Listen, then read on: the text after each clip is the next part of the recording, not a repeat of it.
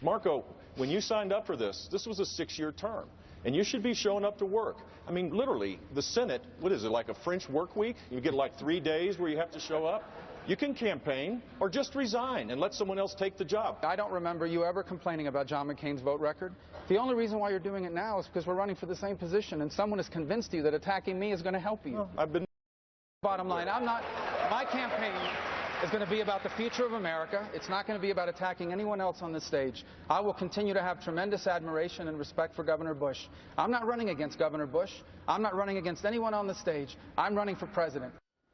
That was one of the hottest exchanges of last night's Republican debate, generating plenty of buzz around former Florida Governor Jeb Bush and his one-time protege, Senator Marco Rubio. We're fortunate to have with us for his first post-debate interview, Governor Jeb Bush. It's great to have you with us, Governor. As we mentioned, in the hours that have passed since the debate, there's been plenty said about your exchange with Senator Marco Rubio, but we have yet to hear from you.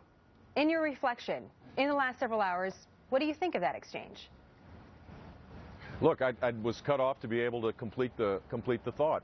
I'm a doer, and I think we need a doer as President of the United States, someone who has a proven record. We've had 7 years with a divider-in-chief who is spectacular as a candidate, great speaker. He's a very, very good politician, but he's divided the country, and all of it's are disparate parts, and we're now suffering. People are really hurting, and I think that's the point. The point is that pursuing your own ambitions at the expense of service of others is wrong. It's the wrong way to go. Marco's my friend. I admire him greatly. He is a gifted politician for sure, but I think we need to focus on who can lead, who can forge consensus, who can solve problems. And that's my approach here in Portsmouth, New Hampshire, over the next day and a half, and I'll be campaigning hard all across this country with a message that I can fix the things that are broken in Washington. A message taken. A few days ago, though, in South Carolina, you had this to say. You said, I've got a lot of really cool things I could do other than sit around being miserable, listening to people demonize me and feeling compelled to demonize them. So at this point in your campaign, just a few days later, why did you feel compelled to demonize Marco Rubio? What are you trying to achieve? Oh, no. Jenna, I'm not demonizing anybody.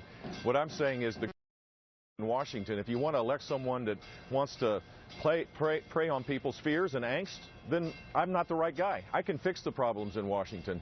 And that's exactly what my mission is. I'm not demonizing Marco Rubio to point out he has the worst attendance record in the United States Senate. And it was the worst one prior to his campaign as well. Well, that's a demonization. You understand why people think that that's a demonization, and some actually believe it's a mistake. And for example, in Politico today, in an article entitled "Bush Walks into Rubio's Trap," one of your donors, who remains unnamed, said going after Rubio that way was just a mistake. No one cares about missed votes in the Senate. Washington cares about that. The media cares about that. And losing candidates care about that.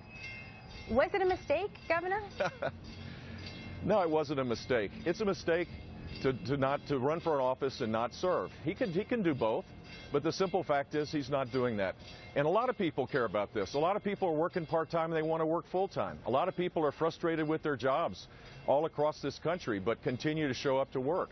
A lot of people that can't take time off unless they get a deduction in their pay. I mean, that's the real world. Are we creating a separate alternative universe in Washington, D.C.? That's part of the problem.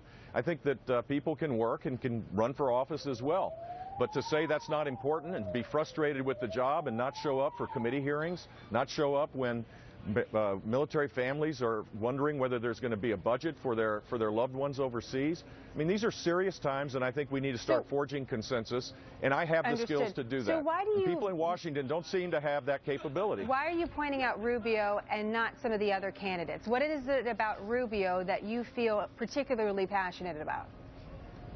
Well, he's got the worst attendance record, and I'm a constituent of his, and that's part of it. But sure, the other, let's put it this way, the 3 senators on the stage that were there last night, all of whom are gifted politicians, you can count on 2 fingers the number of bills that they've sponsored that have become law.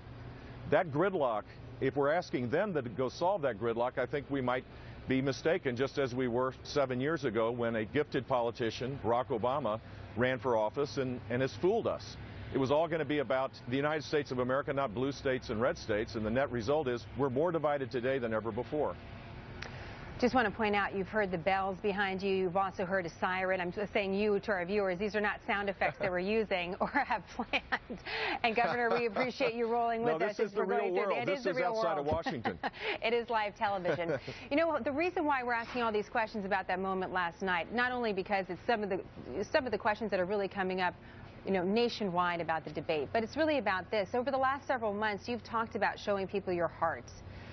And there's a big question about who is authentic on the campaign trail. And you've made a real point over the last several months to not go after some of your fellow candidates.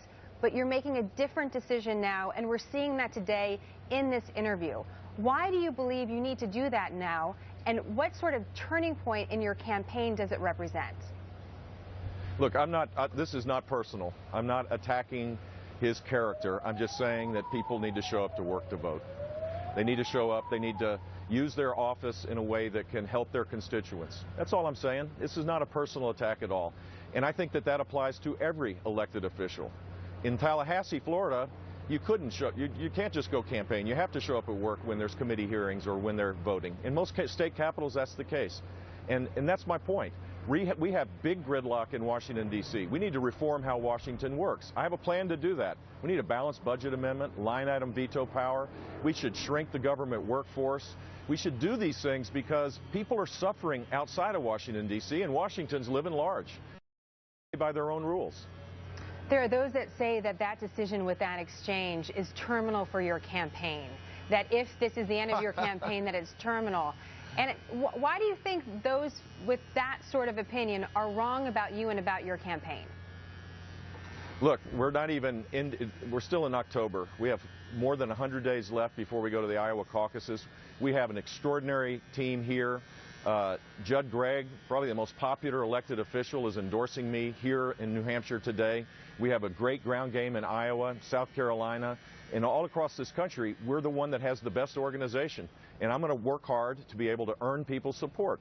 I knew this was going to be a long journey, but to suggest that the campaign is terminal, come on, well, that's pretty funny. You've seen it. The criticism can reach stages of extreme. We see that as the pendulum swings really both ways, and as an experienced politician, I know you understand that. At the end of the day, whoever is the candidate... I think the process part of this is not why I'm running. Understood. The process part of this is for everybody else. Whoever gets to the end, though, as we now know from what we see from the Democratic field, will have to face Hillary Clinton. And Carly Fiorina, one of your candidates, believes that she's Hillary Clinton's worst nightmare, that she's the person that Hillary Clinton has to most fear. Why do you think you can take on and beat Hillary Clinton, and do you think she should fear you? Look, if you look at where the criticism goes by the Clinton attack machine, more than half of it comes my way. There's a reason for that. They do fear me because I have a proven record of success, and I will campaign in a way that's going to be different than other Republicans, perhaps, and that I can go campaign in communities that long ago have abandoned the Republican Party. I'm a solid, committed conservative that can campaign in communities all across this country that aren't necessarily conservative. I can win, and that's why I get attacked by the left more than any other candidate. Governor Bush, it's a pleasure to have you on today, an important day as it is. As I mentioned, you hear the bridge. I think we had a plane engine, you had a siren, you had a working saw behind you. We rolled through it. As you mentioned, live television is real life, and I know that's what you're dealing with on the campaign trail as well. We look forward to seeing you again. Thank you so much.